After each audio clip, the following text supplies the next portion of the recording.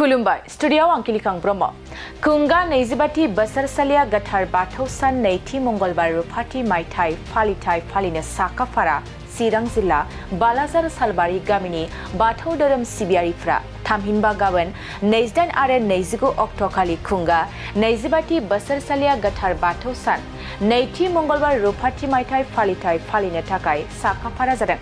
बे फालिथायखौ लोब्बा लाखिनानै दिनै 1 नं क'क्राझार लकसभानि एमपि जयन्त बसुमतारी बिथाङा लुफुंजानाय हारिमु दिन्थिफुंसालि नब्लांखौ बेखेवनानै होयो।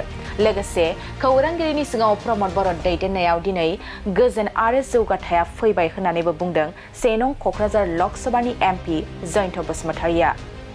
आरो बे हाबाफारियाव बाहागो लानानै बिथां जयन्त बसुमतारीया मा फोरमायखो फै जों आबुङै मिथिना लानि।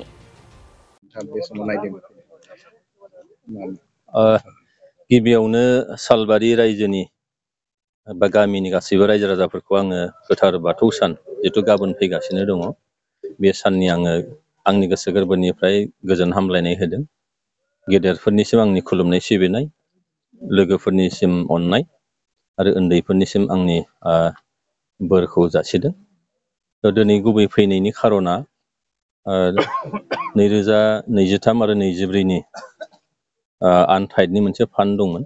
बेयाव अपेन कालचारेल स्टेज मोनसे बानायनाय जादों। बेखौ लुखांबाय, बेखौ दिनैहाय बेखेवनो फैनाय जादों। लोगोसेयैनो जिथु बाव एखे जायगायावनो नालाय थ' आङो फैनानै जोबोद गोजोननाय मोनदों जे जोंहा बे सालबारि गामिया बोसोरफ्रामबो बे गोथार बाथौ सानखौ फालियो आरो बिथांमोनहा देग्लाय 25 बोसोर जाबाय सिलभार जुबिलि खुंनो थांगासिनो दं।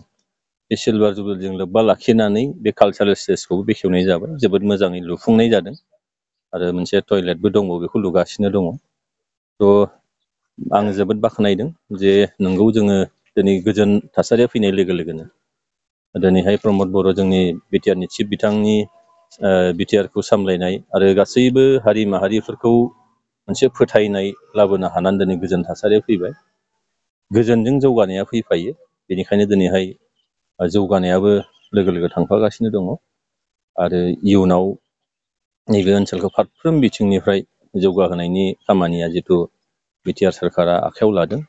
जोंनि थानसालिफोरखौ मोजाङै लुखांफिननायनि थाखाय जिथु आसनि दङ, स्टेटआव आसनि दङ, बिटिआरआव आसनि दङ आरो बेबायदिनो गासैबो जोंनि मिटिं खालामनो बा बेबायदिनो कालचारेल माखासे जोंनि हारिमुवारि दिन्थिफुंनो थाखाय थावनिफोर नांगौ, न'फोर नांगौ, बे जिनिसफ्रा दिनै लुफुंबाय थानाय जादों।